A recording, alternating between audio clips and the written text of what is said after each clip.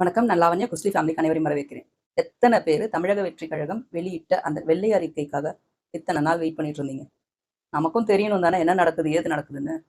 பல வீடுகள் வந்து பட்ஜெட் போட்டு குடும்பம் நடத்துறத நம்ம கண்ணால பார்க்குறோம். நானே எங்க குடும்பங்கள்ல பல பேர் இருக்காங்க.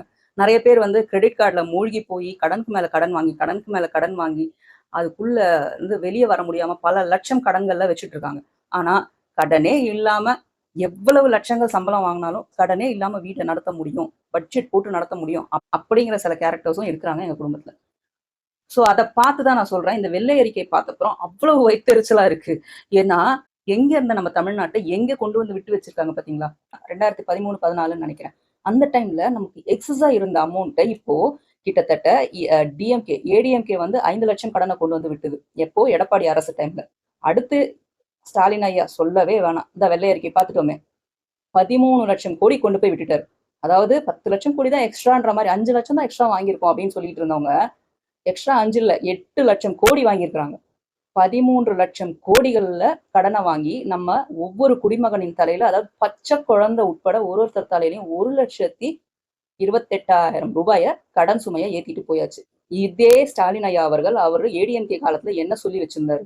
60,000 ஒரு குழந்தை சின்ன குழந்தைக்கு கூட 60,000 கடன ஏத்தி விட்டு போயிருக்காங்க ஏடிஎம்கேலன்னு சொன்னாரு. இப்ப இவரு பண்ண வேலை என்ன? அந்த டிஎம்கே ஆட்சியில இருந்தப்போ வெள்ளை அறிக்கை காட்டுங்கன்னு சொன்னதுக்கு டிஆர்பி ராஜா என்ன பண்ணாரு? வெள்ள பேப்பர எடுத்து காட்டினாரு. எவ்வளவு திமிரு! மக்கள பார்த்தா இளிச்சவாயங்கன்னு இருக்கா?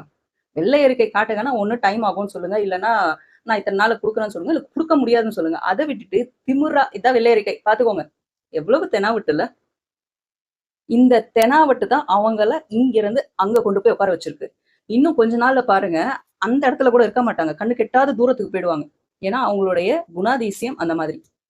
ஒரு காலத்துல இருந்த திமுக வேற. அந்த திமுகக்கு உழைச்ச உண்மையான தலைவர்கள் இருந்த காலம் வேற. அதெல்லாம் தாண்டி, இப்ப இருக்கிறவங்க வெறும் காசு, காசு, காசு. மக்கள பத்தி யோசிக்கிறதே கிடையாது. இப்படி ஒரு கடன மக்கள் மேல திணிச்சா, மக்கள் எங்க போவாங்க சொல்லுங்க? 78,000 கோடி ஷார்டேஜ்ல இருக்கு நம்ம தமிழ்நாடு. இன்னும் போக போக நமக்கு வந்து கடன் சுமை அதிகமாக்குற அளவுக்கு தான் விட்டு போயிருக்காங்க. ஸ்டாலின் ஐயா அவர்கள் என்ன பண்ணி வச்சிருக்காரு, ஒரு லிமிட் இருக்கும். அந்த சர்டைன் லிமிட்ல சின்ன ஒரு பெர்சன்டேஜ மட்டும் விட்டுட்டு, அவ்ளோ எக்ஸ்ட்ரீம் லெவலுக்கு கடன வாங்கி விட்டுருக்காரு. கேட்டா நலத்திட்டங்கள் பண்ண தானே பண்ணும். மக்களுக்கு பண்ண தானே பண்ணுன்றாரு. ஈபில மட்டும் 2,47,130 கோடி செலவு பண்ணியிருக்காங்க. ஆனா அதுக்கு கணக்கு சொல்ல சொல்லுங்க. நாங்க அதுக்கு பண்ணோம், நாங்க இதுக்கு பண்ணோம், இதுக்கு பண்ணோம்னு சொல்றாங்கல்ல. யார் கையில இருந்தது ஈபி இதுக்கு முன்னாடி? செந்தில் பாலாஜி அவர்கள். அவரு பண்ணாத ஊழலா?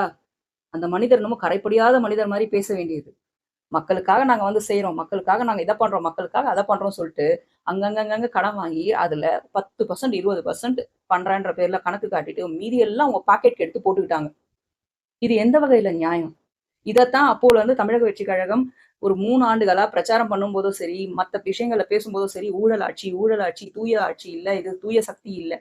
தீய சக்தி. இது வந்து ஊழல் பண்ணி இருக்கிற காசெல்லாம் ஸ்டாலின் சார் பாக்கெட்டுக்கே போகுது. மற்ற அமைச்சர்கள் பாக்கெட்டுக்கு கொஞ்சம் கொஞ்சம் போயிடுது. அப்படின்னு சொல்லி தலைவர் அவர்கள் நேரடியாவே சொல்லிட்டாரு. இந்த தடவ அவருடைய ஆட்சியில யாரு கையும், யார்கிட்டயும் எங்கேயுமே எந்த பாக்கெட்டுமே காசு போகக்கூடாது. எல்லாம் அந்த கமிஷன கட் பண்ணுங்க. எல்லாம் டைரக்ட்டா விடுங்க. டெண்டர் கூட கூட தமிழக வெற்றி கழக நிர்வாகிகள் கூட எடுக்கக்கூடாது இருக்காங்க டெண்டர். அந்த அளவுக்கு டிரான்ஸ்பரண்டா இருக்கணும். தப்புன்னா உடனே ஆக்ஷன் எடுத்து ஆகணும். இன்னும் நெறைய வருது. ஆக்ஷன் அதிரடி ஆக்ஷன் வெயிட்டிங்ல இருக்கு. ஒண்ணும்லாம் செய்யாமல்லாம் இல்ல. பல பேர் பேசுறாங்கல்ல. 1 மாசம் ஆச்சு. இப்ப கேள்வி கேட்கலாம். இப்ப கேள்வி கேட்க ஆரம்பிப்போம். நாங்க அடிக்க ஆரம்பிப்போம். நீங்க என்ன பண்ணிட்டீங்க? என்ன செஞ்சுட்டீங்கன்னு. நீங்க கேட்க வேண்டிய கேள்விகள தாராளமா கேளுங்க. பதில் சொல்ல தான் யூடியூபர்ஸ் தமிழக வெற்றி கழகத்தின் சார்பா எங்கள மாதிரியான ஆளுங்க கண்டிப்பா பதில் சொல்லுவோம். ஆனா மாண்பு இல்லாம மட்டும் தயவு செய்து பேசாதீங்க. இருக்கிற முதலமைச்சரா இருக்கிற ஒருத்தர அவமரியாதையா பேசுறதோ, தரக்குறைவா பேசுறதோ தயவு செய்து தவிர்த்துக்கோங்க. டிரான்ஸ்போர்ட் 72,000 கோடி, ரேஷன் 27,000 கோடி, மெட்ரோ வாட்டர்ல 7,716 கோடி, மக்கள் நலத்திட்டம்ன்ற பேர்ல 78,799 கோடிகள். இது எல்லா மக்களுக்கு வந்திருக்கும்னு நீங்க நினைக்கிறீங்களா? இதுல எல்லாத்தையும் மக்களுக்கு இந்த கடன் வாங்குனதுல 10% மக்களுக்கு செஞ்சிருப்பாங்கன்னு நீங்க நினைக்கிறீங்களா? இப்படியே போனா பல வெளிநாடுகள்ல இருந்து வர திட்டங்கள் கூட நம்ம வளர்ச்சி இல்ல, நம்ம வந்து எங்கேயோ இருக்கோம் அப்படின்ற பேர்ல எடுத்து விட்டுட்டு போய்க்கிட்டே இருப்பாங்க. இத்தன நாள் சொன்னாங்கல்ல, குற்றங்கள் நடக்கும்போது அந்த ஊர பார்த்தீங்களா, இந்த ஊர பார்த்தீங்களான்னு இப்ப பார்க்க சொல்லுங்க. நம்ம எந்த அளவுக்கு நெகட்டிவ்ல போயிட்டு இருக்கோம்னு பார்க்க சொல்லுங்க. இதுக்காக தமிழக வெற்றி கழகம் அவர்கள் வந்து ஆட்சிக்கு வந்ததுமே வந்து அ க வரிச்சுமைய தூக்கி மக்கள் மேல போட்டு அது மூலமா வசூலிச்சு இந்த கடன அடைப்பாங்க அப்படின்லாம் கிடையாது. ஏன்னா தெளிவா முதலமைச்சர் விஜய் அவர்கள் தெளிவா சொல்லிட்டாரு. அந்த மாரி வரிச்சுமைய மக்கள் மேல நாங்க சுமத்த மாட்டோம். நாங்க வணிகத்துறை சார்பாவோ, இல்ல கனிம வளங்கள் மூலமாகவோ, மற்ற அந்த பத்திரப்பதிவு மூலமாவோ, இந்த மாதிரி விஷயங்கள்ல நாங்க நேர்மையா டெண்டர்ஸ் மூலமாவும் நாங்க நேர்மையா நாங்க இதுல இருந்து பாத்துக்கிறோம். எவ்வளவு ஆதாயம் தேட முடியுமோ, எவ்வளவு ப்ராஃபிட் எடுக்க முடியுமோ எடுத்து, அத வந்து நாங்க வந்து கடன இது பண்ணிக்கிறோம் அப்படின்னு சொல்றாங்க. இன்னும் பல பல திட்டங்கள பிளான் பண்ணிட்டு இருக்காங்க. மக்களுக்கு என்ன பண்ணலாம்? இதுக்கு மூலமா எவ்வளவு வரிச்சுமைய நம்ம குறைக்கலாம்? எவ்வளவு கடன் சுமைய குறைக்கலாம்? மக்களுக்கு பிரச்சனை இல்லாம என்ன பண்ணலாம்? இவங்க என்ன நெனச்சுட்டு இருக்காங்க, வெள்ளை அறிக்கை சொன்னாங்க. வெள்ளை அறிக்கை விட மாட்டாங்க. அவங்களுக்கு தான் பிரச்சனையா வந்து நிக்கும். அதனால வெள்ளை அறிக்கைலாம் விட மாட்டாங்க அப்படின்னு நெனச்சுட்டு இருந்தாங்க. ஆனா, அமைச்சர் மரிய வில்சன் அவர்கள் ரிலீஸ் பண்ணிட்டார். டிஎம்கேவை சார்ந்த தங்கம் தென்னரசு அவர்கள் என்ன சொல்றாரு, அவங்களுக்கு பயம் வந்துருச்சு. மக்கள் வந்து நீங்க சொன்ன வந்து வாக்குறுதிகளை எங்க செய்ய மாட்டீங்க அப்படின்னு நெனச்சு, நீங்க வந்து இந்த மாரி இது வெள்ளை அறிக்கை விடுறீங்க. இது வெள்ளை அறிக்கை இல்ல, வெத்தறிக்கை. வெத்தறிக்கை விட்டது உங்க டிஆர்பி ராஜா. ஒயிட் பேப்பர காட்டி வெத்தறிக்கைன்னு காட்டுனாரு பாத்தீங்களா? அதுதான். வெத்தறிக்கை தமிழக வெற்றி கழகம் குடுக்கல. தமிழக வெற்றி கழகம் மக்களின் நலன் மேல அக்கறை இருக்கிறதால தான் இந்த வெள்ளை அறிக்கைன்றத கொண்டு வந்து காட்டி, இவ்வளவு பிரச்சனைகள் இருக்கு.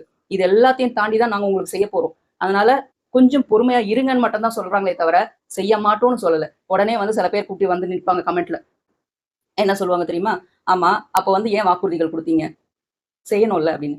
செய்வாங்க பாஸ். வெயிட் பண்ணுங்க பாஸ். அவசரப்படாதீங்க. உங்களுக்கு நடக்க வேண்டிய முதலமைச்சர் விஜய் அவர்கள் கொடுத்த வாக்குறுதிகள் கண்டிப்பாக நிறைவேற்றப்படும். முடிந்த அளவுக்கு இந்த வருட கடைசி இதுக்குள்ள கண்டிப்பா நிறைவேற்றுவாங்க. கண்டிப்பா நிறைவேற்றுவாங்க. ரீசன் ஏன் நான் இவ்வளவு உறுதியா சொல்றேன் அப்படின்னா, அவர் சொல்ல மாட்டாரு. சொன்னார்னா அந்த வாக்க நிறைவேற்ற தன்னால எவ்வளவு எக்ஸ்ட்ரீம் போக முடியுமோ அவ்வளவு எக்ஸ்ட்ரீம் போய் மக்களுக்கு செய்ய வேண்டிய நல்லதை செய்யத்தான் செய்வார். இவ்வளவு பேச்சு பேசுறாங்கல்ல டிஎம்கே சார்பா. இந்த வெள்ளை அறிக்கை விட்ட அப்புறம் எங்க இருந்து கொண்டு வந்து இப்ப காசு குடுப்பாரு? இப்ப அப்போ சொன்னார்ல, எதுக்கு அப்ப வாக்குறுதிகள் குடுக்கணும்? செய்ய முடியாதவர் ஏன் வாக்குறுதிகள் குடுக்கணும்னு சொல்றாரு. இவர் செய்ய முடியும்னு தெரிஞ்சதால மட்டும் தான் அந்த வாக்குறுதிகள குடுத்தாரு. அதை எப்படி செய்வாருன்றதும் எங்கள்ல இருக்கவங்களுக்கு பல பேருக்கு தெரியும். ரெடியா இருந்துக்கோங்க திமுகவில் இருக்கும் அமைச்சர்களே, பழைய அமைச்சர்களே, இல்ல தலைவர்களே யாரா இருந்தாலும். உங்களுக்கு எல்லாம் கூடிய சீக்கிரம் ஒரு விஷயம் நடக்க போகுது. வெயிட் பண்ணி பாருங்க. ம். வாசல்லயே ரெடியா வெயிட் பண்ணுங்க. உங்களுக்கு அழைப்பு வரும். உங்கள் நலன் கருதி பர்சனலா நான் ஒண்ணு சொல்றேன். தயவு செய்து தயவு செய்து என்னெல்லாம் பண்ணி வச்சிருக்கீங்களோ, அது எல்லாத்தையும் அப்படியே இந்த இந்த ரமணா படத்துல வந்து ஒருத்தர கடத்துவாரு விஜயகாந்த் அவர்கள். கடத்தும்போது மத்த அதிகாரிகள்லாம் வந்து இந்தாங்க இது நான் கொள்ளையடிச்சதுன்னு கொண்டு வந்து குடுப்பாங்கல்ல, அந்த மாதிரி சைலன்ட்டா கொள்ளையடிச்ச அமௌண்ட்ட கொண்டு போய் செட்டில் பண்ணிடுங்க. ஏதாவது ஒரு சின்ன விஷயத்துலயா இருந்தாலும் தப்பிக்கலாம். இல்ல தண்டனை குறையலாம்.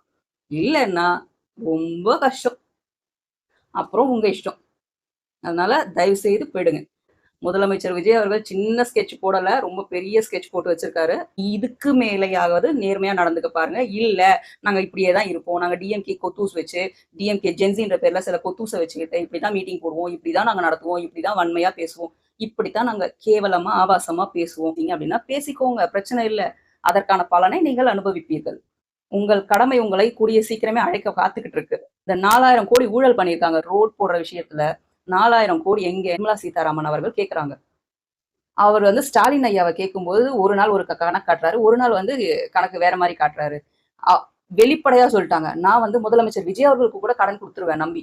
அங்க குடுத்தா கூட திரும்பி வந்துரும். ஆனா ஸ்டாலின் அவர்கள் கிட்ட குடுத்த பணம் சத்தியமா வராதுன்னு சொல்லியே சொல்லிட்டாங்க. இத விட அசிங்கம் வேற என்ன இருக்கு? இதுக்கு மேலயுமா நீங்க வந்து பூசி முழுக போறீங்க? அந்த ஸ்டாலின் ஐயா குடும்பத்தில் மட்டும் எத்தனை நிதிகள் இருக்கின்றன? உதயநிதி, இன்பநிதி, யாராவது ஜோசியர் சொல்லிட்டார் போல இருக்கு. உங்களுக்கு உங்க பிள்ளை இதுக்கு மேல வர தலைமுறைகளுக்கெல்லாம் நிதின்னு பேர் வைங்க. உங்க வீட்ல நிதி எப்பயுமே இருந்துட்டு இருக்கும்னு.